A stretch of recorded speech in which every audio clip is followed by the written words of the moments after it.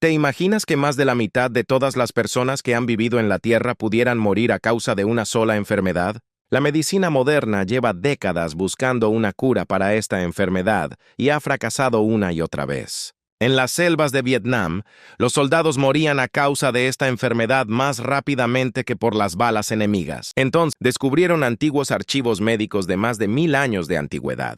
Uno de ellos contenía una receta escrita en el siglo IV después de Cristo. Durante 16 siglos, nadie se percató del más mínimo detalle de esta receta. Fue este detalle el que se convirtió en la clave de un medicamento que salvó millones de vidas. Un erudito llamado Tu Yu Yu leyó un texto antiguo y comprendió algo que nadie había comprendido antes. Esta es la historia de una planta, una receta y un descubrimiento que cambiaron la medicina mundial para siempre. La malaria ha existido desde que existe la humanidad, y el historiador médico Timothy Wingard argumenta en su libro El mosquito que la enfermedad puede haber matado a aproximadamente la mitad de todos los seres humanos que alguna vez vivieron en el planeta. Imagínense la magnitud de esta cifra. Ninguna guerra, ninguna epidemia de peste, ningún desastre natural puede compararse con la destrucción silenciosa e implacable que la malaria ha causado a lo largo de miles de años. Las llanuras pantanosas de la antigua Roma estaban tan infestadas de malaria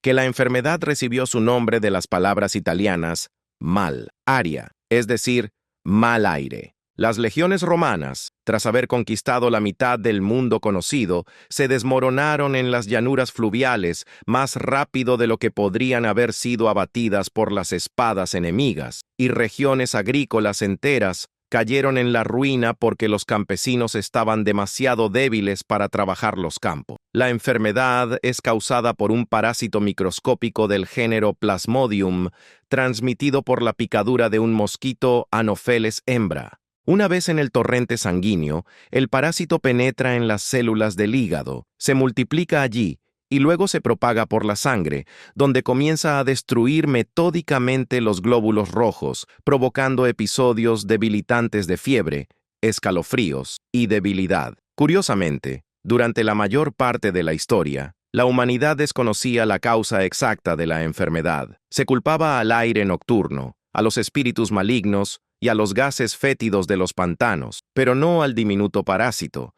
que era imposible de ver sin un microscopio. Por eso, la lucha contra la malaria fue una batalla a ciegas durante siglos. En el siglo XX, la ciencia finalmente identificó al culpable y desarrolló varios fármacos antipalúdicos, el más famoso de los cuales fue la quinina, extraída de la corteza del árbol de la cinchona. Sin embargo, el parásito demostró una notable capacidad de adaptación. Bajo la presión de los fármacos, mutó, adquirió resistencia y continuó cobrándose cientos de miles de vidas anualmente, desafiando aparentemente todo el poder de los medicamentos modernos. En la década de 1960, las selvas del sudeste asiático se convirtieron en el escenario de uno de los conflictos militares más trágicos del siglo XX, y la malaria luchó en esta guerra del lado de la propia naturaleza. Según los archivos militares estadounidenses y norvietnamitas, en algunos años hasta el 60% de las bajas entre los soldados en la selva no se debieron al combate, sino a la fiebre tropical, que dejaba fuera de combate a hombres fuertes en cuestión de días. El ejército estadounidense disponía de cloroquina, un fármaco antipalúdico de eficacia probada que había protegido a los soldados en regiones tropicales durante décadas. Sin embargo, fue en la selva vietnamita donde se descubrió algo aterrador, una cepa local del parásito Plasmodium. El Plasmodium falciparum desarrolló resistencia a la cloroquina, y el fármaco en el que los médicos militares confiaban como un escudo seguro dejó de funcionar repentinamente. El ejército norvietnamita se encontraba en una posición aún más vulnerable, ya que el abastecimiento de tropas en la inaccesible selva era extremadamente difícil. Las bajas por malaria entre los soldados norvietnamitas alcanzaban proporciones catastróficas, y el mando comprendía perfectamente que sin un tratamiento eficaz sería imposible mantener la capacidad operativa del ejército en el clima tropical húmedo. Fue en este momento crítico cuando el líder norvietnamita Ho Chi Minh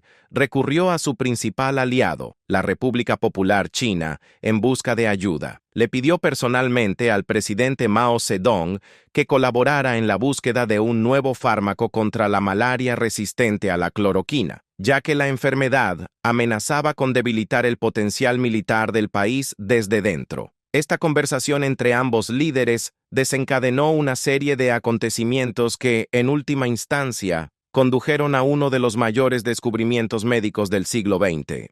La propia China no era ajena a la malaria. Sus provincias del sur la padecían tanto como las selvas de Vietnam. Además, los líderes chinos vieron en la solución de este problema una oportunidad para demostrar su destreza científica y, al mismo tiempo, apoyar a su aliado en la guerra, de gran importancia ideológica, contra la influencia occidental en la región. En la primavera de 1967, el presidente Mao Zedong tomó una decisión que parecía paradójica en la era de los cohetes espaciales y la tecnología nuclear. Ordenó un estudio sistemático del legado milenario de la medicina tradicional china en busca de una cura para la malaria. Esta decisión no estuvo motivada por el sentimentalismo, sino por un pragmatismo frío. La industria farmacéutica occidental moderna había llegado a un punto muerto, y China no tenía otra opción. El contexto político de esta decisión fue tan importante como el científico. La revolución cultural estaba en pleno apogeo, y el liderazgo chino promovía activamente la idea de que la medicina tradicional era un valioso tesoro nacional, a la par de la ciencia occidental. Además, el recurso a los archivos antiguos encajaba a la perfección con la retórica oficial sobre la superioridad de la civilización china, lo que garantizaba el apoyo político al proyecto en las más altas esferas. Lo cierto es que, para entonces, la medicina tradicional china había acumulado un vasto conocimiento sobre plantas medicinales, recopilado a lo largo de más de 2000 años de práctica médica continua. Una de las fuentes clave de este conocimiento fue el gran tratado Ben Cao, Ganmu, compilado en el siglo XVI por el erudito Li Shizhen, quien sistematizó información sobre más de 1800 sustancias medicinales de origen vegetal, animal y mineral. Sin embargo, los investigadores se dieron cuenta de que una simple lista de plantas no era suficiente. Necesitaban encontrar recetas específicas que describieran los métodos de preparación y aplicación. Por ello, recurrieron a textos aún más antiguos, que contenían no solo listas de hierbas, sino también observaciones clínicas detalladas de médicos que habían tratado la malaria durante muchos siglos. Estos textos se conservaban en bibliotecas, monasterios y archivos de toda China, a la espera de su momento. En el contexto de la revolución cultural, cuando los intelectuales eran perseguidos y las universidades clausuradas, la creación de un programa científico para el estudio de textos médicos antiguos parecía casi imposible. Sin embargo, la necesidad militar prevaleció sobre las diferencias ideológicas, y el Estado destinó importantes recursos a reunir a los mejores eruditos del país para esta tarea. En los archivos chinos, los investigadores descubrieron un texto de más de 16 siglos de antigüedad, y fue este texto el que, en última instancia, condujo a la salvación de millones de personas. Su autor fue Ye Hong, un hombre de destino extraordinario e intelecto enciclopédico, que vivió en el siglo IV después de Cristo. Fue alquimista, funcionario del gobierno y uno de los pensadores médicos más sistemáticos de su época. Ye Hong compiló un tratado llamado Zhouhou Beijifang, que se puede traducir como Recetas de emergencia guardadas en la manga. El título mismo refleja la intención práctica del autor, crear un manual de referencia conciso de medicina de urgencias que cualquiera pudiera usar en una situación crítica, lejos de un médico o una farmacia. Esta obra se considera uno de los primeros manuales de referencia médica sistemática en la historia de China. Curiosamente, Ye Hong no escribió como un teórico de sillón, sino como un médico que observó personalmente las enfermedades y sus tratamientos. Sus descripciones de los síntomas de la malaria son sorprendentemente precisas, incluso para los estándares médicos modernos. Fiebre intermitente, escalofríos, vaso agrandado y debilidad debilitante. Fue esta precisión clínica la que impulsó a los investigadores a tomar en serio sus recomendaciones. Entre las numerosas recetas del tratado, los investigadores encontraron una descripción del tratamiento de la fiebre palúdica utilizando una planta que Ge Hong denominó Qing Hao, que significa hierba verde o ajenjo azul. La receta era lacónica y aparentemente simple. Tomar un manojo de Qing Hao, remojar en agua, exprimir el jugo y beber. Sin embargo, fue precisamente esta simplicidad la que ocultó un detalle que los investigadores pasaron por alto inicialmente y que les costó muchos meses de esfuerzo desperdiciado. Aunque parezca increíble, la clave de la receta de Ge Hong no residía en el nombre de la planta ni en la dosis, sino en una simple instrucción sobre el método de preparación. Escribió: remojar en agua, no hervir ni cocer a fuego lento. Y esta diferencia entre agua fría y agua hirviendo resultó ser la diferencia entre una medicina eficaz y una decocción inútil. Durante 16 siglos, esta instrucción pasó desapercibida porque nadie creía que el método de preparación pudiera ser tan crucial. La planta sobre la que escribió Ge Hong se conoce en la ciencia moderna con el nombre latino de Artemisia. La ajenjo anual, o Artemisa, se ha utilizado en la medicina tradicional china durante más de 2000 años. Esta planta herbácea alta, de hojas finas y plumosas y un característico aroma amargo, puede alcanzar hasta 2 metros de altura y forma una densa biomasa rica en compuestos biológicamente activos. Las primeras menciones escritas de Qing el Hao, como planta medicinal, aparecen en textos chinos ya en el siglo II a.C., lo que significa que, para cuando Ge Hong la incluyó en su libro de referencia, la planta ya gozaba de una reputación medicinal de siglos de antigüedad. Los médicos chinos la utilizaban no solo contra la fiebre palúdica, sino también para otras fiebres, afecciones de la piel y como digestivo. Por eso el tratado de Ge Hong no fue percibido como una revelación exótica, sino como un registro de una tradición médica establecida. En el grandioso tratado Ben Cao, en el siglo XVI, el erudito de Ganmu, Li Shichen, también prestó atención a Qing. Hao ocupó un lugar destacado al describir sus propiedades para reducir la fiebre y detener los ataques de malaria. Su trabajo sistemático se convirtió en un puente entre las recetas antiguas y la era de la investigación científica, preservando el conocimiento acumulado para la posteridad de forma estructurada y accesible. Además, es gracias a Bencao Ganmu, los investigadores del siglo XX pudieron identificar rápidamente la planta entre cientos de otros candidatos. Sin embargo, el uso tradicional del Qing Hao tenía una característica fundamental que los investigadores modernos inicialmente ignoraron. En la medicina tradicional china, esta planta nunca se sometía a un tratamiento térmico prolongado. Se consumía fresca, se infusionaba en agua fría o se utilizaba en preparaciones que no requerían cocción. Esto no era casualidad ni una deficiencia tecnológica, sino una práctica desarrollada intuitivamente a lo largo de los siglos que preservaba intacto el principio activo. De hecho, la brecha entre el conocimiento tradicional y la práctica de laboratorio moderna resultó fatal para los primeros experimentos. Los científicos, acostumbrados a los métodos de extracción estándar que se basan en el calentamiento para una extracción más completa de las sustancias, destruyeron sin saberlo el compuesto que buscaban. La tradición guardaba el secreto, pero se transmitía en el lenguaje de la práctica,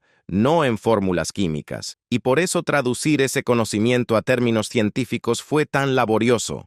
23 de mayo de 1900. En 1967, se celebró una reunión en Pekín que permaneció desconocida para el público en general durante décadas. Ese día, el gobierno chino lanzó oficialmente un programa médico-militar secreto con nombre en clave, Proyecto 500. 23 años después de su fundación, el programa tenía un único objetivo: encontrar un tratamiento nuevo y eficaz para la malaria resistente a la cloroquina en el menor tiempo posible. El alcance del proyecto fue verdaderamente nacional. Participaron más de 500 científicos de 60 institutos de investigación ubicados en toda China, desde Pekín hasta las remotas provincias del sur. Instituciones médicas militares, laboratorios farmacéuticos y departamentos universitarios también se unieron al programa, convirtiendo el proyecto 50-Cientos en un proyecto integral. 23 en uno de los programas científicos coordinados más grandes en la historia del país.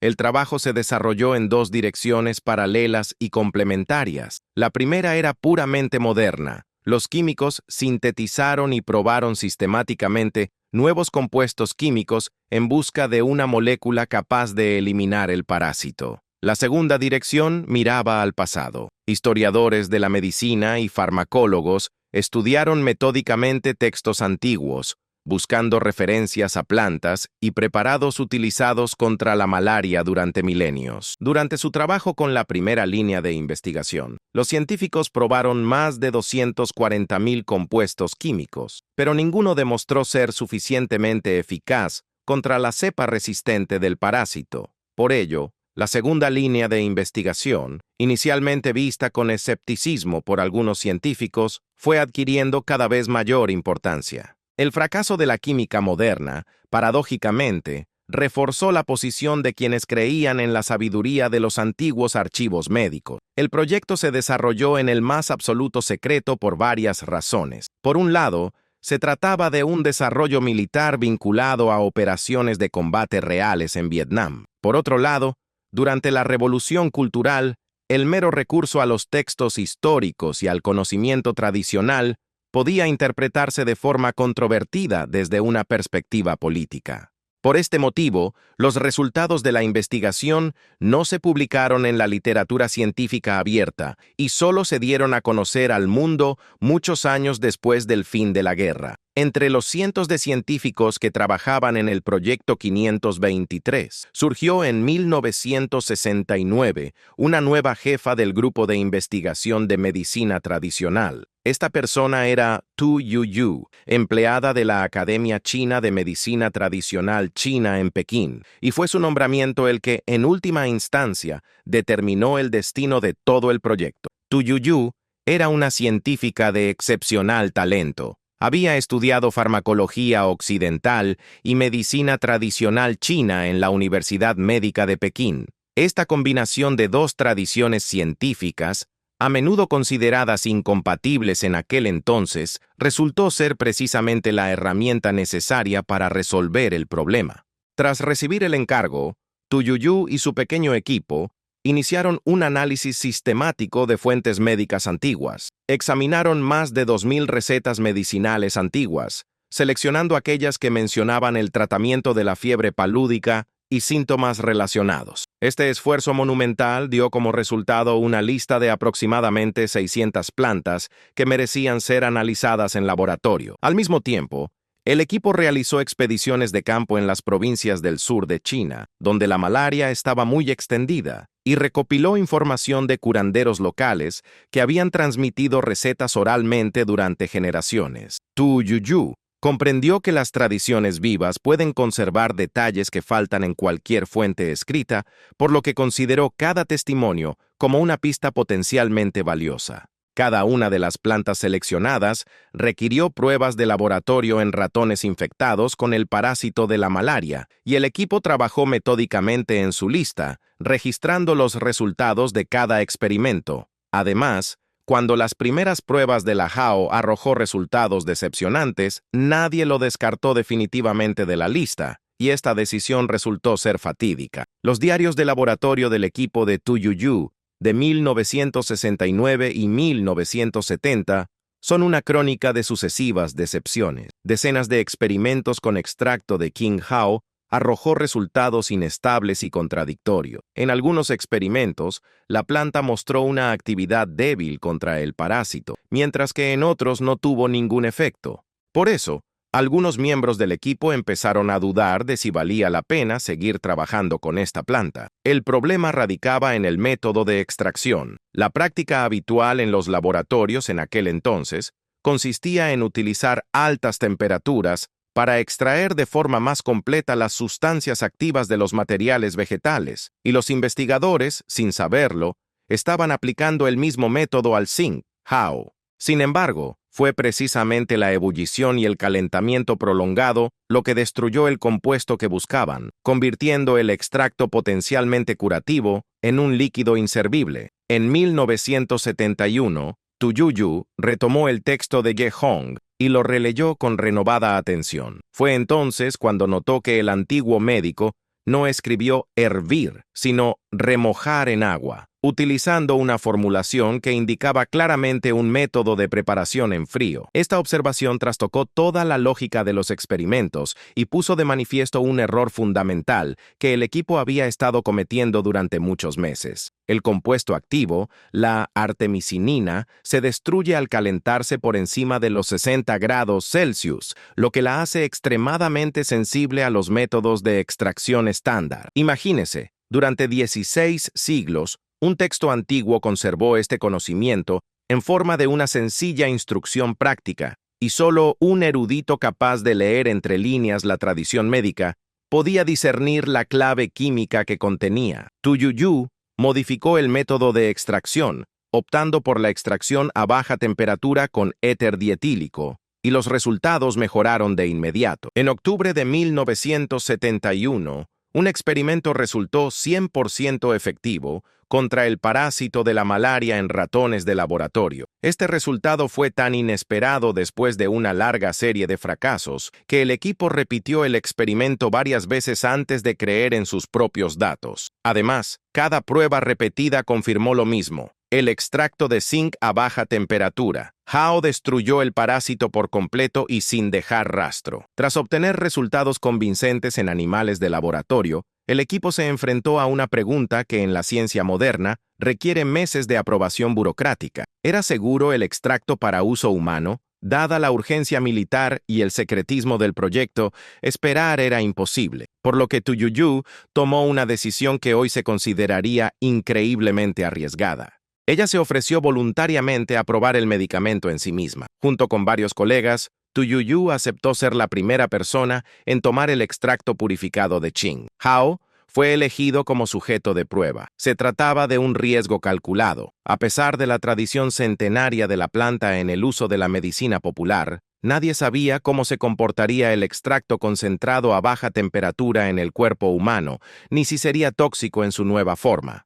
Por eso, los científicos monitorearon su estado con sumo cuidado, registrando cada cambio en su bienestar. El autoexperimento fue un éxito. No se detectaron efectos secundarios graves, y el equipo obtuvo datos iniciales sobre la seguridad del fármaco en humanos. Imaginen la enorme responsabilidad personal que asumieron estas personas. Sacrificaron su propia salud para acelerar el desarrollo de un medicamento que necesitaban desesperadamente los soldados en la selva y millones de enfermos en toda China. Este acto sigue siendo uno de los ejemplos más impresionantes de autosacrificio científico del siglo XX. Tras el exitoso autoexperimento, en 1972 se realizaron los primeros ensayos clínicos en pacientes con malaria confirmada. 21 personas que sufrían ataques agudos de fiebre palúdica participaron en el estudio y todas mostraron una recuperación rápida y completa tras tomar el medicamento. Los resultados fueron tan convincentes que no dejaron lugar a dudas. La planta ancestral contenía realmente lo que la ciencia moderna buscaba. Además, la rapidez de acción del fármaco asombró incluso a los médicos más experimentados. La artemisinina redujo la fiebre y eliminó los síntomas mucho más rápido que cualquier otro antipalúdico conocido hasta entonces. Esta cualidad era particularmente importante en el ámbito militar, donde la rápida recuperación de la capacidad de combate de los soldados era de vital importancia estratégica. Por ello, el mando militar se interesó de inmediato por los resultados de la investigación y aceleró las pruebas. Durante muchos años, el descubrimiento de Tu Youyou permaneció prácticamente desconocido fuera de China, ya que los resultados del Proyecto 523 no se publicaron en revistas científicas internacionales por motivos de seguridad. Las farmacéuticas occidentales continuaron buscando una solución al problema de la malaria por sus propios medios, sin saber que ya se había descubierto en laboratorios secretos de Pekín.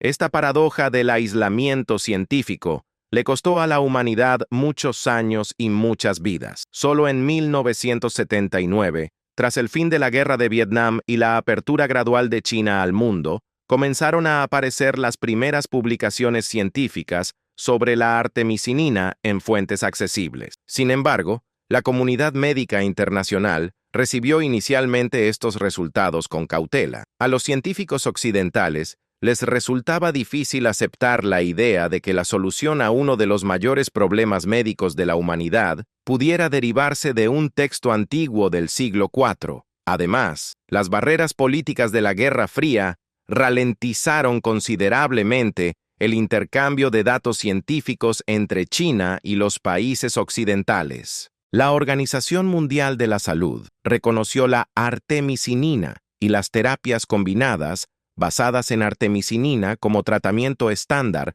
para la malaria recién en 2004, más de 30 años después de su descubrimiento inicial. Este reconocimiento marcó una revolución en la medicina antipalúdica mundial. Los medicamentos a base de artemisinina comenzaron a distribuirse masivamente en países de África y Asia, donde la malaria seguía cobrándose cientos de miles de vidas cada año. Por eso, muchos expertos en salud global consideran esta decisión una de las más importantes en la historia de la Organización Mundial de la Salud. En 2015, Tu Youyou fue galardonada con el Premio Nobel de Fisiología o Medicina, convirtiéndose en la primera ciudadana china en recibir este premio por una investigación científica realizada en China. El Comité Nobel hizo especial hincapié en que la artemisinina fue el primer fármaco importante derivado de la medicina tradicional china en alcanzar reconocimiento científico mundial. Curiosamente,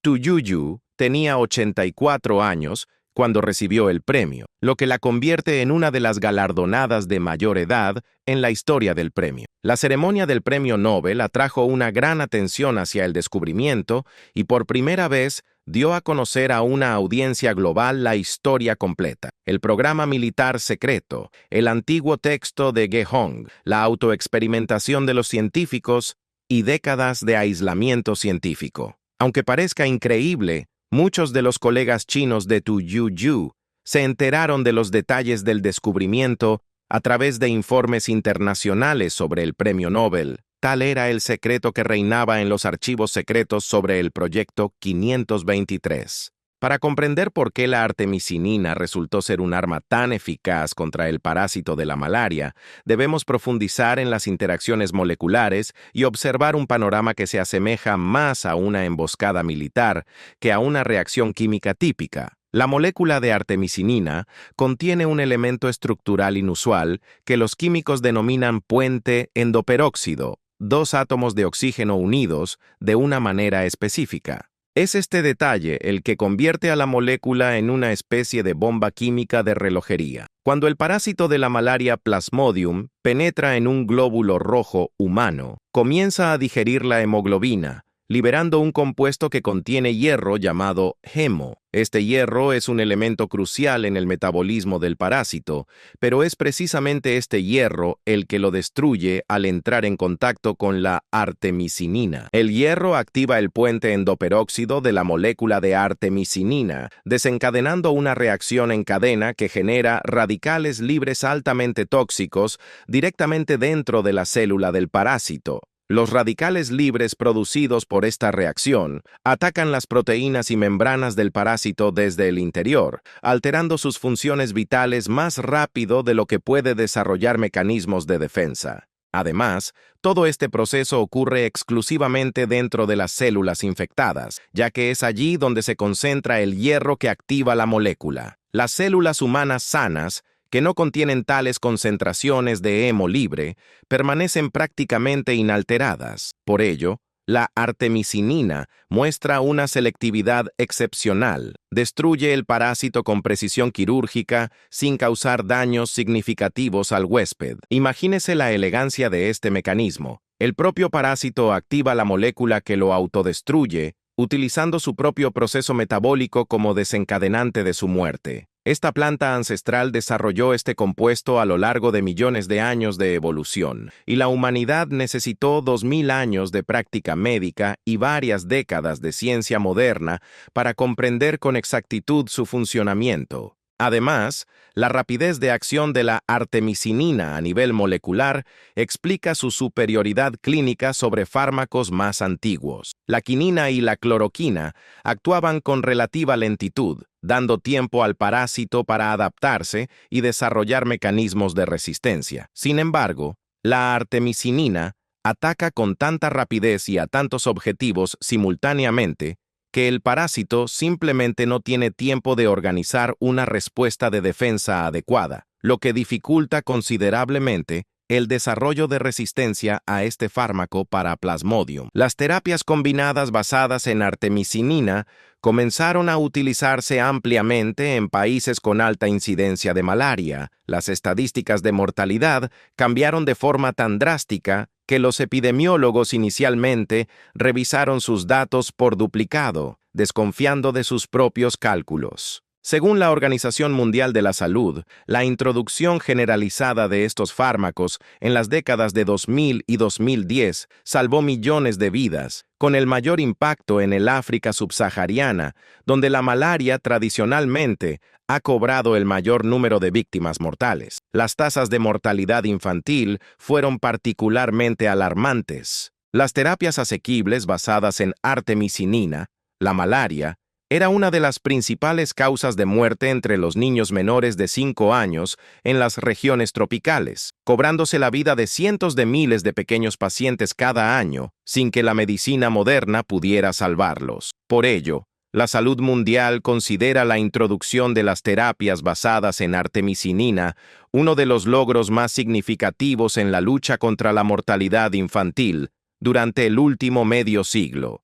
Curiosamente, el éxito de la artemisinina ha transformado no solo la práctica médica, sino también la estrategia mundial de control de la malaria. La Organización Mundial de la Salud ha desarrollado ambiciosos programas de eliminación de la malaria en varias regiones, basándose en la eficacia de las terapias combinadas como pilar fundamental de estas estrategias. Además, países que parecían estar irremediablemente asolados por la malaria endémica hasta la década de 1990 comenzaron a mostrar una disminución constante de la incidencia de decenas de puntos porcentuales por año. Sin embargo, la distribución mundial del fármaco ha planteado a la humanidad un nuevo desafío, uno que los científicos habían previsto desde el principio. El uso generalizado y no siempre apropiado de la monoterapia con artemisinina, es decir, sin combinarla con otros antipalúdicos, creó las condiciones para el desarrollo gradual de resistencia del parásito a la sustancia activa. En el sudeste asiático,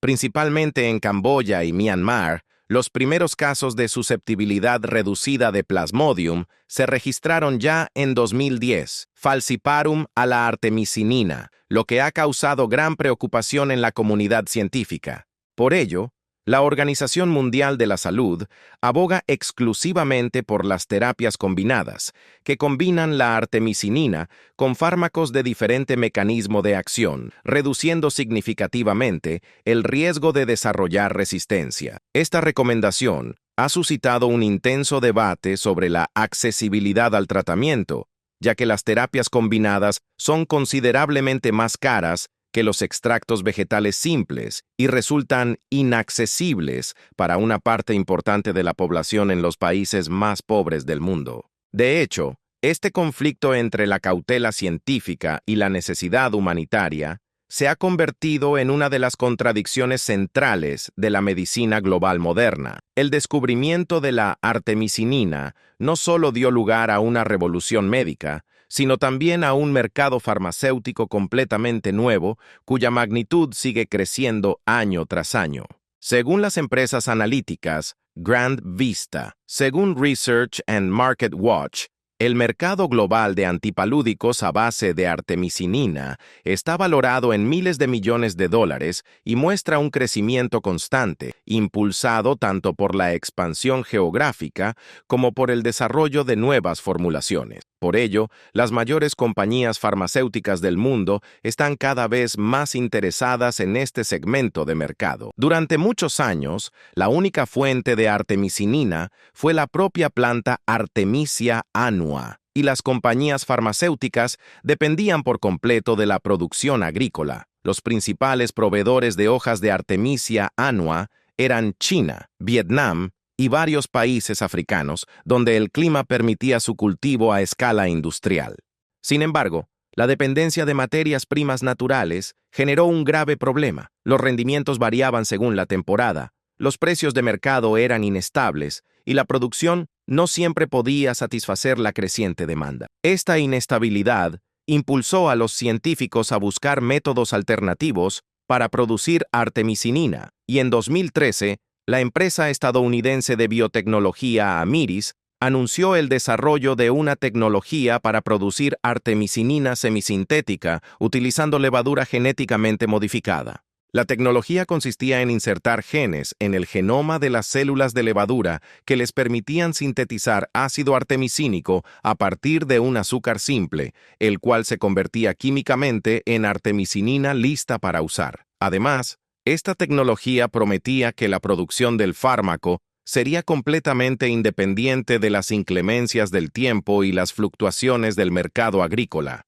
Sin embargo, la aparición de la artemisinina sintética desató una inesperada ola de controversia. Los agricultores de China, Vietnam y África, que ya habían desarrollado industrias enteras en torno al cultivo de Artemisia annua, se vieron amenazados con perder su mercado. Además, algunos expertos advirtieron que la producción sintética consolidaría el control de este fármaco vital en manos de unas pocas grandes corporaciones, lo que podría provocar precios más altos y una menor accesibilidad para los países pobres. De hecho, este conflicto ha puesto de manifiesto una profunda contradicción entre el progreso tecnológico y la justicia social en la industria farmacéutica global. Curiosamente, el mercado nunca ha adoptado por completo la artemisinina sintética, y las materias primas naturales de origen vegetal siguen siendo la fuente más importante del principio activo para la mayoría de los fabricantes. Esto se explica tanto por factores económicos como por las dificultades técnicas de escalar la producción biotecnológica a un nivel capaz de satisfacer la demanda mundial. Por ello, el destino de millones de pacientes con malaria en todo el mundo sigue dependiendo en gran medida del éxito de la cosecha anual de ajenjo en los campos de China y África. En medio del debate sobre la producción sintética y las corporaciones farmacéuticas, un movimiento completamente diferente se desarrollaba discretamente en todo el mundo, ofreciendo una solución radicalmente sencilla al problema de la disponibilidad de medicamentos. Pequeñas organizaciones y agrónomos entusiastas comenzaron a enseñar a los agricultores de las regiones más pobres de África cómo cultivar Artemisia annua directamente en sus propias parcelas, convirtiendo sus jardines en boticas personales. La idea parecía demasiado simple para ser cierta, pero su simplicidad era precisamente su fuerza. La organización alemana sin ánimo de lucro ANAMED, que significa acción paranatural. La medicina se ha convertido en una de las principales defensoras de este enfoque y a lo largo de los años ha capacitado a agricultores y trabajadores de la salud en decenas de países africanos en la tecnología de cultivo y uso de la planta. Programa ANAMED se basa en el hecho de que la Artemisia annua es una planta de fácil cultivo y rápido crecimiento, capaz de alcanzar 2 metros de altura en una sola temporada y producir cantidades significativas de biomasa incluso en suelos pobres. Esto hace que su cultivo sea asequible incluso para los hogares más pobres de las zonas rurales de África. Los defensores del cultivo doméstico señalaron las ventajas obvias de este método. La planta no requiere equipos complejos, fertilizantes caros, ni conocimientos agronómicos especializados, y sus hojas se pueden utilizar para preparar té o infusiones directamente en casa. Además, en regiones donde las farmacias se encuentran a decenas de kilómetros de distancia y la pobreza impide adquirir medicamentos certificados, tener una planta de Artemisia annua en el jardín puede significar, literalmente, la diferencia entre la vida y la muerte para un niño enfermo. Sin embargo, fue precisamente en este contexto donde el cultivo doméstico de esta planta se enfrentó a una fuerte oposición por parte de organizaciones médicas internacionales y la industria farmacéutica. La Organización Mundial de la Salud desaconseja oficialmente el uso de remedios herbales a base de Artemisia annua como sustituto de medicamentos certificados, debido a la imposibilidad de controlar la concentración del principio activo en las infusiones caseras. Esto se debe a que el contenido de artemisinina en las hojas de la planta varía significativamente según la variedad, las condiciones de cultivo, la época de cosecha y el método de preparación, lo que hace prácticamente imposible una dosificación precisa en casa. Por eso, el conflicto entre los defensores del cultivo doméstico y los partidarios de la producción estandarizada no es solo una disputa sobre preferencias, sino una contradicción fundamental con graves implicaciones para la salud mundial. Mientras la comunidad médica debatía sobre la disponibilidad de fármacos antipalúdicos, un grupo de investigadores planteó una pregunta inesperada. Si la artemisinina elimina el parásito de la malaria mediante una reacción con el hierro, ¿podría actuar de forma similar en otras células con niveles elevados de hierro? La respuesta a esta pregunta abrió un campo completamente nuevo de la oncología e impulsó a científicos de todo el mundo a reconsiderar por completo esta humilde planta de los campos de China. Lo cierto es que las células cancerosas absorben hierro con mucha más intensidad que las células sanas, ya que lo necesitan para su rápida división y crecimiento. Esta propiedad de las células tumorales, en teoría, las hacía vulnerables al mismo mecanismo que la artemisinina utiliza contra el parásito de la malaria. El aumento de los niveles de hierro activaría la molécula y dirigiría su acción destructiva contra el propio tumor. En 2001,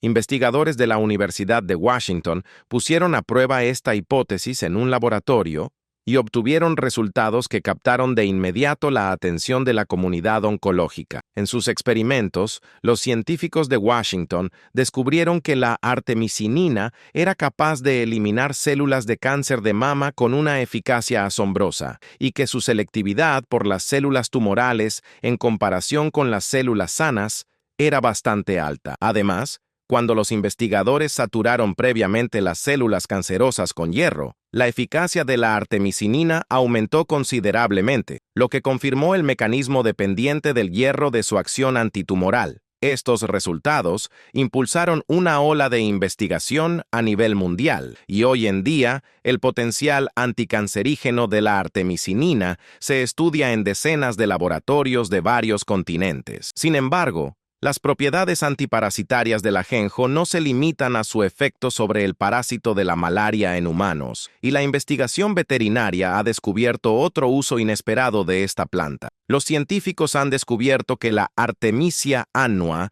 reduce eficazmente la infestación de ovejas por un parásito llamado Haemonchus contortus, que es uno de los parásitos intestinales más peligrosos en la cría de ovejas y causa anualmente enormes pérdidas económicas a las granjas de todo el mundo. Por ello, agrónomos y veterinarios de varios países han comenzado a considerar la inclusión de Artemisia annua en la alimentación animal como un método prometedor para combatir enfermedades parasitarias sin el uso de antihelmínticos químicos. Curiosamente, todo este espectro de actividad biológica, desde efectos antipalúdicos hasta anticancerígenos y antiparasitarios, se unifica mediante un único mecanismo molecular basado en una reacción con el hierro y la generación de radicales libres. Esto significa que la planta, que los médicos chinos utilizaban para tratar la fiebre hace 2000 años, podría ser la fuente de toda una familia de compuestos medicinales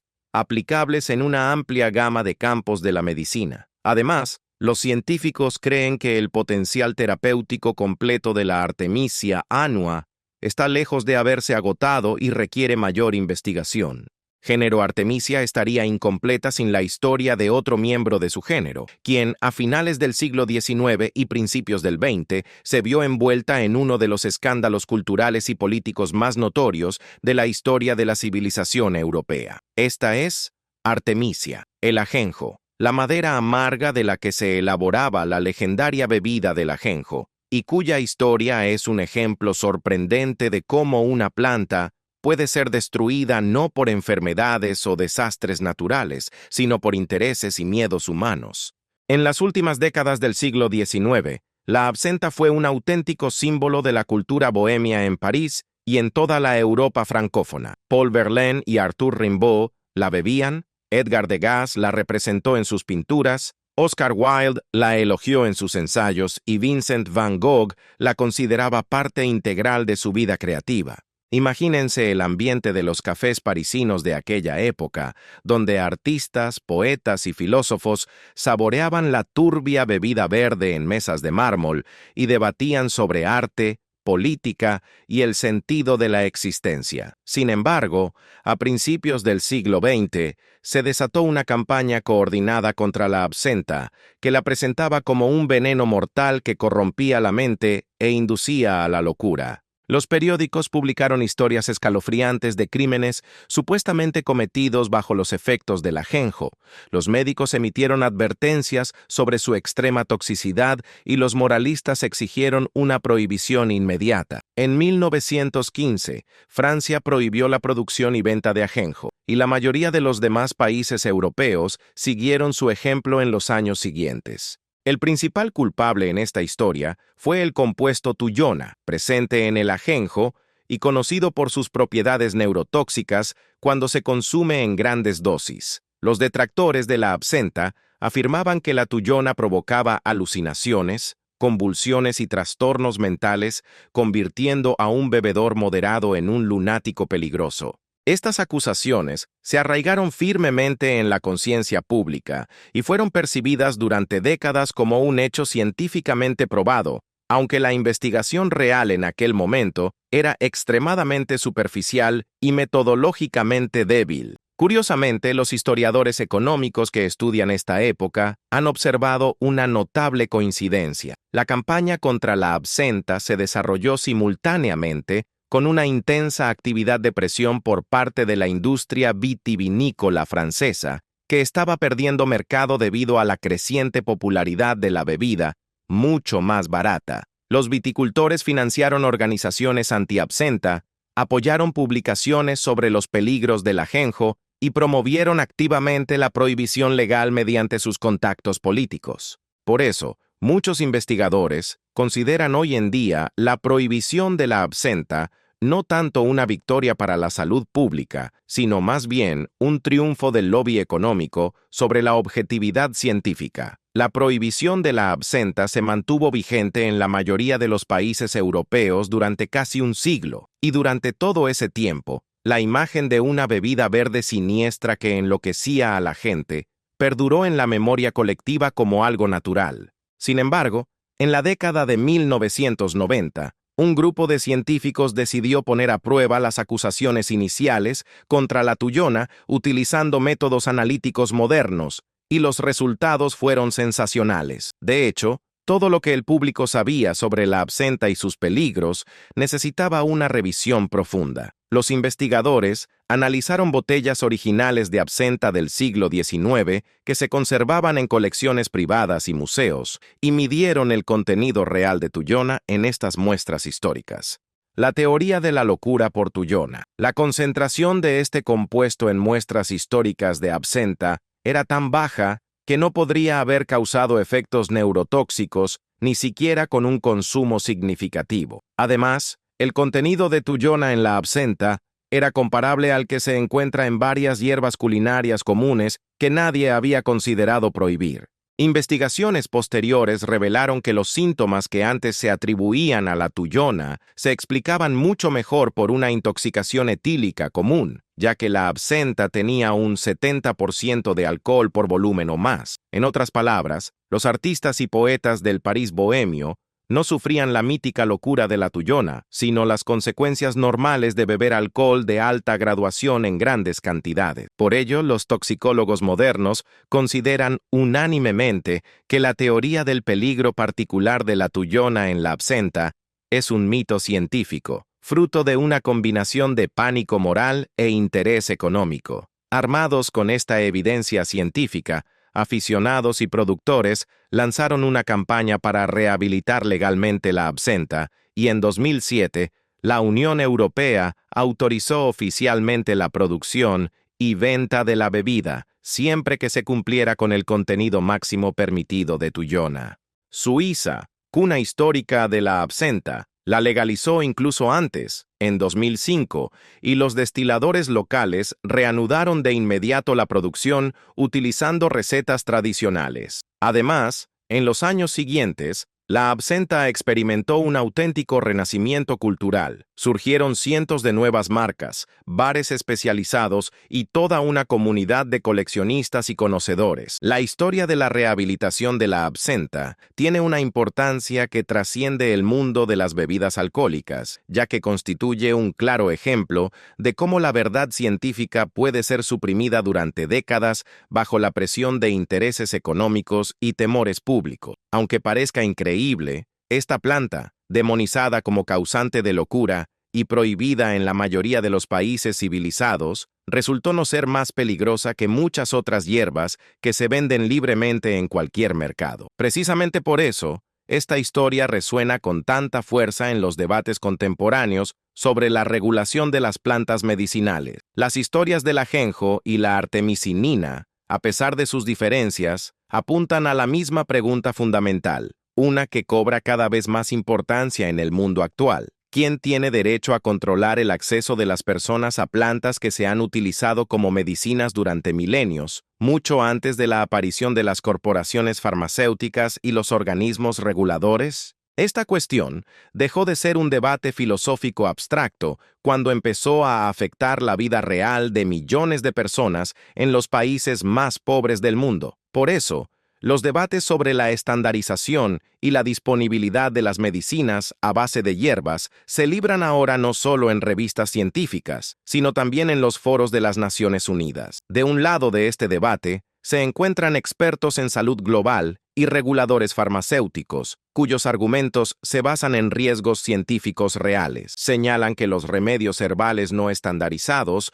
pueden contener concentraciones impredecibles de principios activos, lo que conlleva el riesgo de sobredosis y de dosis subóptimas. Además, se citan las dosis subóptimas de artemisinina en infusiones caseras, como uno de los factores que contribuyen al desarrollo de cepas resistentes del parásito de la malaria, lo que amenaza con revertir décadas de progreso médico. Por otro lado, están los defensores del acceso a los medicamentos, las organizaciones públicas y los representantes de las comunidades más pobres, quienes plantean una pregunta sencilla e incómoda. ¿Qué es mejor para un niño con malaria en una aldea remota? ¿Una infusión casera no estandarizada hecha con Artemisia annua cultivada en el jardín o ningún tratamiento? Porque el medicamento certificado cuesta más de lo que la familia gana en una semana. Por ello, muchos especialistas en medicina humanitaria consideran que la postura de la Organización Mundial de la Salud es excesivamente severa, dadas las condiciones de vida reales de las personas en las regiones más pobres del mundo. Lo cierto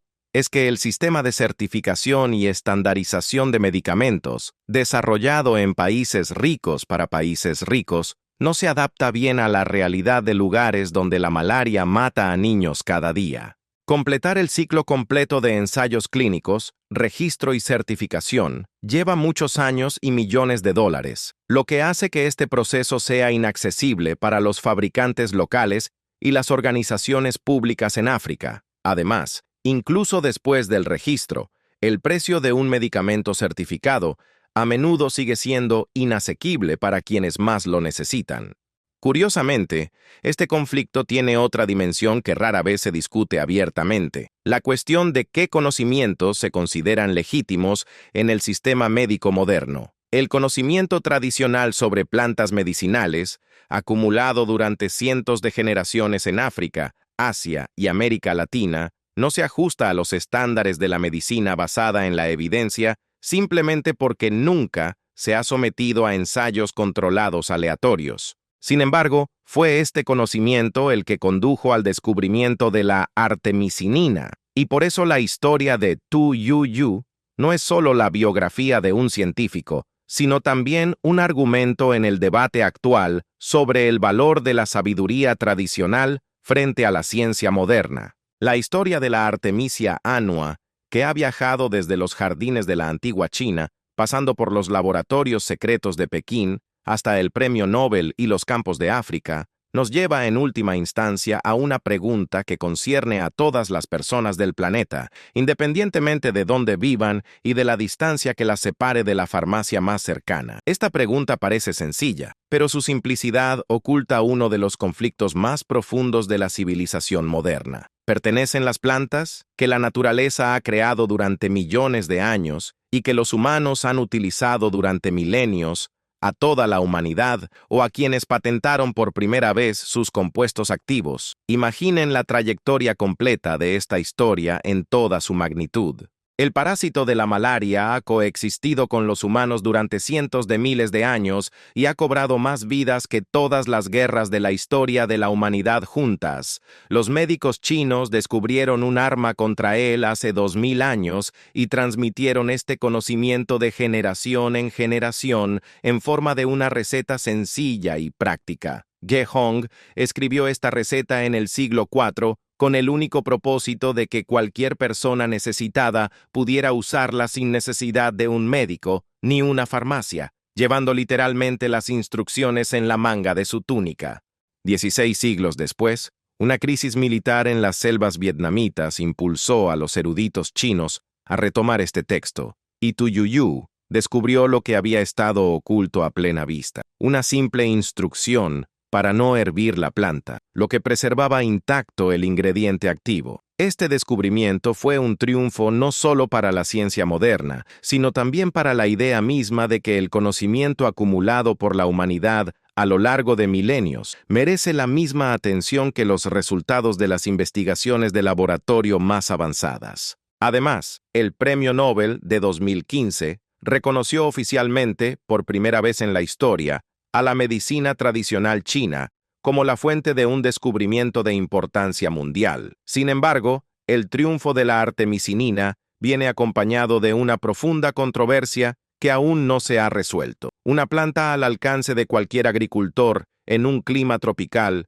cuya receta fue escrita para que cualquiera pudiera usarla en caso de emergencia, se encuentra ahora en el centro de un debate sobre patentes, estandarización y control de acceso. Millones de personas en los países más pobres del mundo mueren a causa de una enfermedad cuya cura crece literalmente bajo sus pies, pero las organizaciones médicas internacionales les desaconsejan el uso directo de esta planta. Por eso, la historia de la Artemisia annua refleja todas las contradicciones de la medicina global moderna. La historia del ajenjo añade otra dimensión importante a este panorama, recordándonos que la demonización de las plantas rara vez es accidental y casi siempre tiene beneficiarios económicos. El ajenjo fue prohibido no porque la ciencia hubiera demostrado sus peligros, sino porque su popularidad amenazaba las ganancias de otros, y esta prohibición duró casi un siglo a pesar de la falta de fundamento científico real.